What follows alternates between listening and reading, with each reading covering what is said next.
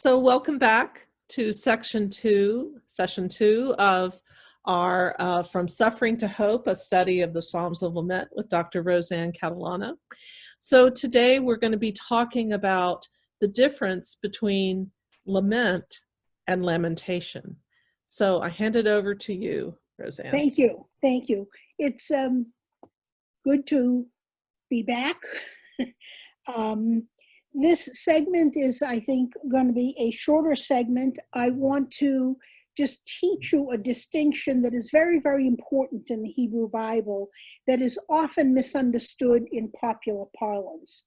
And that is the difference between a lament and a lamentation.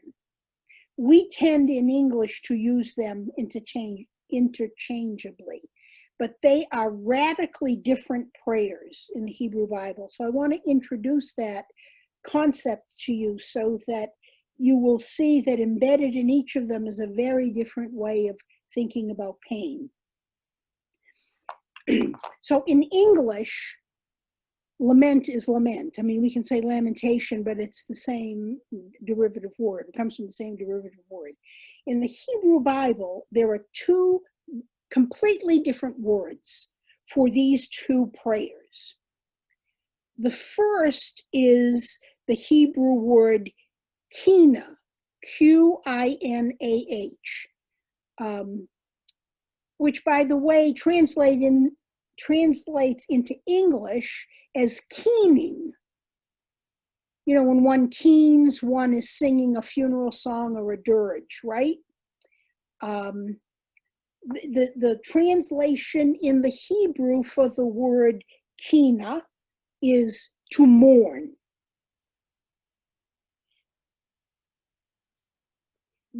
And that is, that's what a lament for the dead is. They're Kinah poems, which literally translate to mourn someone or to sing a funeral dirge. Let me talk a little bit about that so that when we go to the Laments of Affliction, you'll be able to see the differences. The Kinah Prayer is predominantly a funeral form. It's used at funerals, not presently, but in the Hebrew Bible. And it was recited, whatever the content, whatever the words, the form, the Kinah form, was recited on the occasion of a death, and almost always on the occasion of a death of an important person. It's rarely found in the Hebrew Bible. There are very few examples of it. We'll talk about both of them in a minute. The thing to remember about the lament for the dead, or lamentation, is the following: that it is a cry of grief over something that has happened that cannot be made right, that can never be again, if you will. In other words, in a lament for the dead, there is no future. There is no hope. The best is behind us. The most famous or well-known of these in the Hebrew Bible is the Lament for the Dead sung by David in response to the death of Saul and Jonathan, which Martha will put up on the screen, that begins, "How the mighty have fallen," right? That's a prayer which says,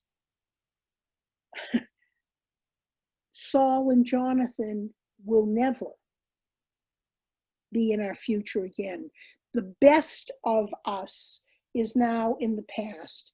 It can't be repeated. And so all we can do is mourn, and all we can do is sing this dirge.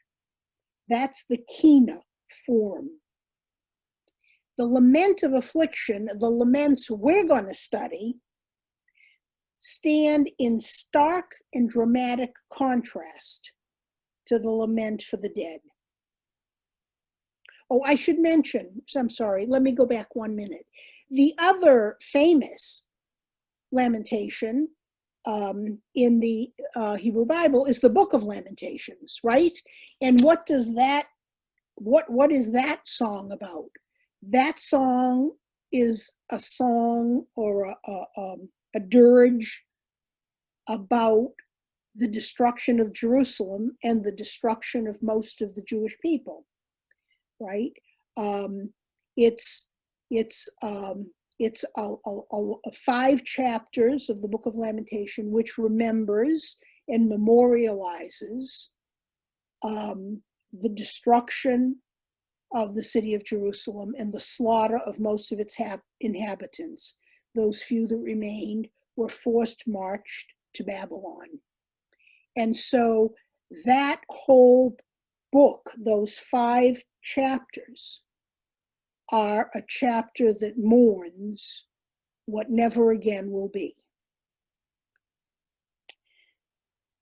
Okay, so the Lament of Affliction, what we're going to study in the book of Psalms, these stand in stark and dramatic contrast to the lament for the dead, where there is no hope of that being again, whether it be Saul and Saul and Jonathan, or the city of Jerusalem with all those inhabitants who were slaughtered. They can never return. That's a done deal, if you will. The Psalms of Lament grow out of a completely different sensibility. While the Lament of Affliction, the Psalms of Lament, come out of an experience of profound pain, which they do, unlike the Lament for the Dead, this prayer form believes profoundly in the possibility of a future, right? So, one, there is no future. Jerusalem and all its inhabitants are dead.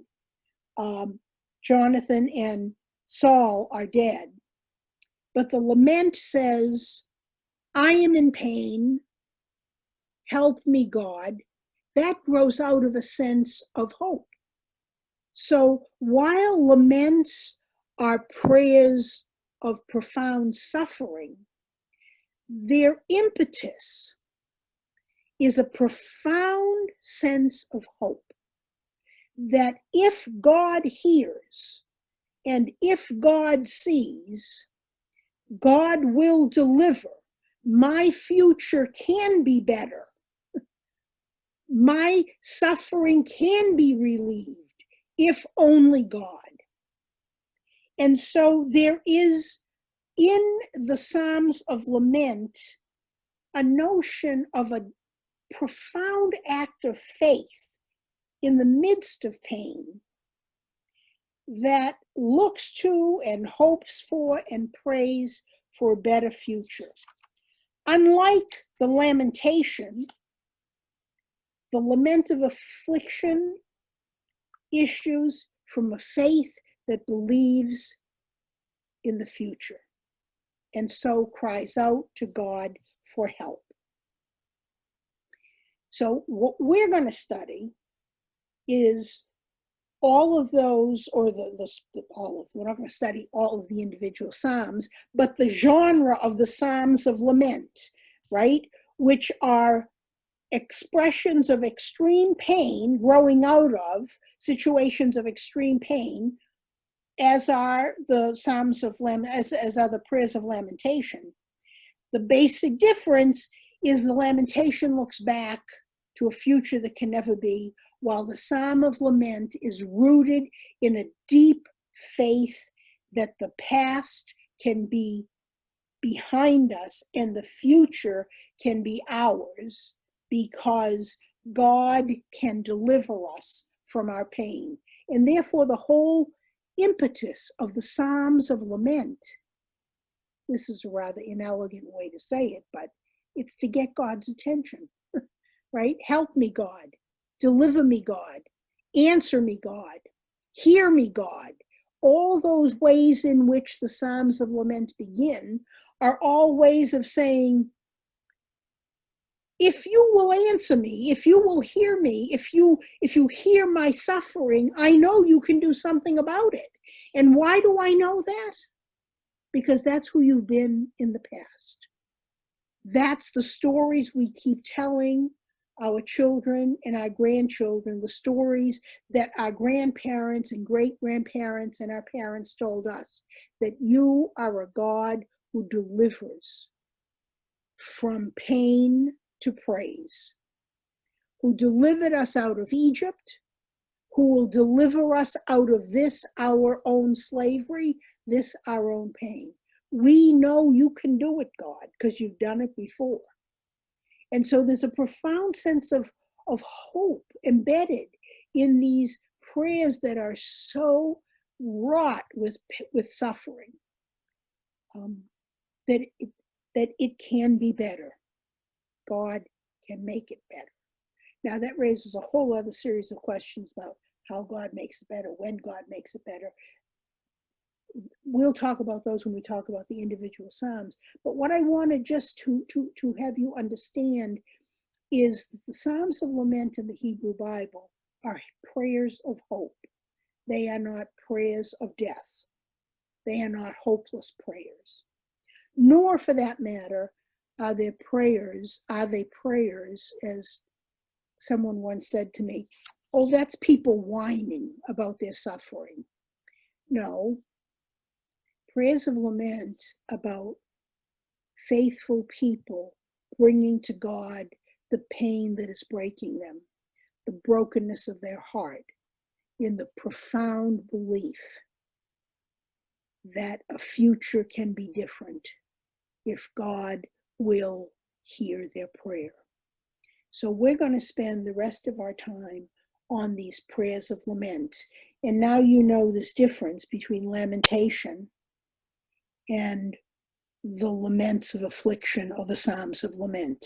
That's where we're going to focus our attention. I think that's it.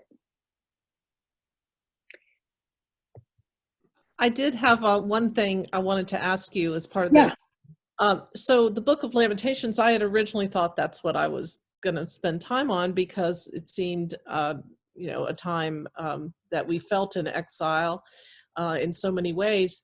But it was interesting that to learn the difference between lamentation and lament. But I was just thinking, I got a Christmas card from a longtime friend who she put her family pictures on the front, but on the back she had the piece from Lamentations, the Book of Lamentations, chapter 3. The steadfast love of the Lord never ceases. His mercies never come to an end. They are new every morning. Great is your faithfulness. Of course, Tim's written for this. So in the middle of Lamentations, there is this hope. Yeah. So that's a really important point, Ma. Thank you. So everything I've said about the Book of Lamentations is the case, right?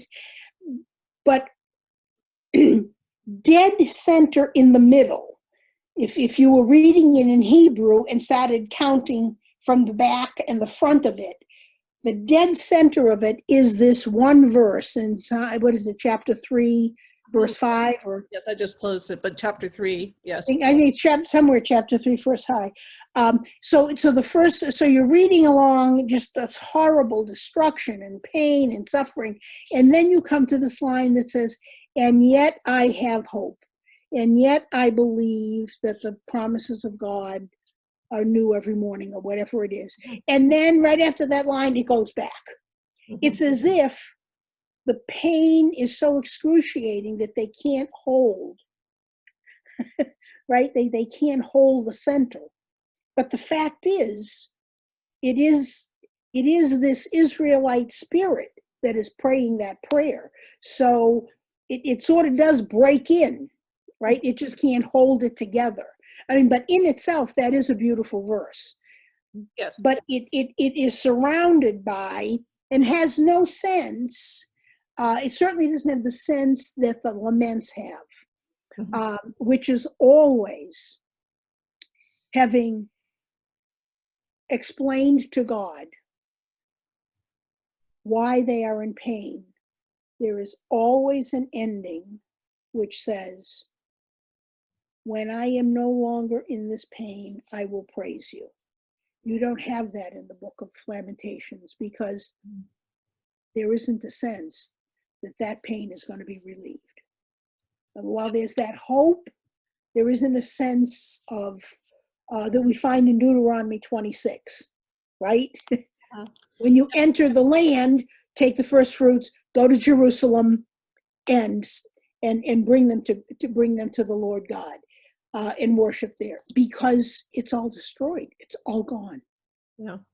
And there's that ribbon of hope, almost like the disciples in Emmaus, right? The line in that narrative where the disciples who do not recognize the stranger on the road, and they're explaining all the events that happened, they turn and they say at the end of that, we had hoped. Yeah. And that's interesting because the verb they use is in the aorist voice, which is a voice in the Greek, which means an event that will never happen again. Oh, oh, oh, So if you were really going to translate it into English, you should translate it, we had hoped, but we will hope no more. It's a kind of desolate hope, right? mhm. Once we hoped, but we're never going to have that hope again. That's what makes the text so powerful, Yeah. right? It isn't like they were hoping toward the future. Yes. They didn't have any. They had no hope. In fact, if you pay attention, right, the beginning of that narrative says they are walking away from Jerusalem. Mhm. So their backs are to the city that represents everything they hope. Yes. Next They year, hope no more, right? yes. So that, I mean, that's just an aside, but that's an interesting. Yeah, it's the lament grows out of not we had hoped, but damn it, we hope, Yes. Well, what, and you be God for us, yeah. and you be God for us. Well, and I think you could do, well, of course, there's so much rich material here that you could do a whole class and around, well, what did the Jews do during the Holocaust? How did they use the Psalms of Lament? Did they go, there's a whole piece there. Then I'm reading Cast by Isabel Wilkerson right now, and you think of Oh the yeah, American tradition of how they use the Exodus as a critical piece in Black spirituality, and so how they use the prayers of lament. And I mean, it's always, in a sense, it's always the same mantra. mhm, And the mantra is, we are in dire distress. Save us. mhm, And you can embellish it with 1,000 words, which the Psalms do, but that's the essential core. We cannot save ourselves. mhm, We do not have the ability, the power. We can't. We are doomed. mhm. Without your help, we will not survive. That's the message that the one praying wants to convey. I am not going to survive. I mean, you're my last best hope. Don't think I'm coming to you first, right? I've tried all these other things, and none of those other things have gotten me out of here. And if you don't get me out of here, I'm done for.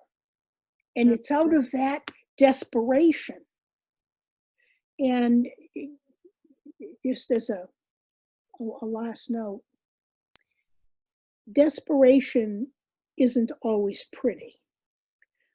We Christians like to bow our heads and put our hands together and close our eyes and pray as a kind of beautiful act, which it can be.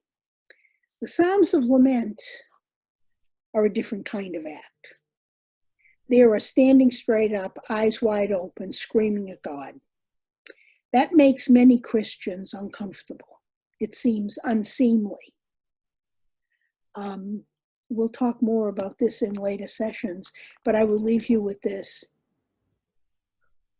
When the waters are up to your neck, you haven't got time to be seemly. Yes. Right? when the whole world is crashing in on you, you're not going to make nice. You're going to say, damn it, save me. The niceties will come if, right? And I say that because when we translate this into our contemporary life, people who are desperate don't always speak lovingly. Mm-hmm. Desperate people are desperate. And the speech of desperate people can put us off. And part of what we have to learn, and it's a hard lesson. I pray over this every day. Can I hear past or into the desperation of people to ask, what is at root? What is at root? And that's a huge challenge, but that's, as they say, for another session. Well, thank you so much to think about, and we'll be back together for session 3 soon.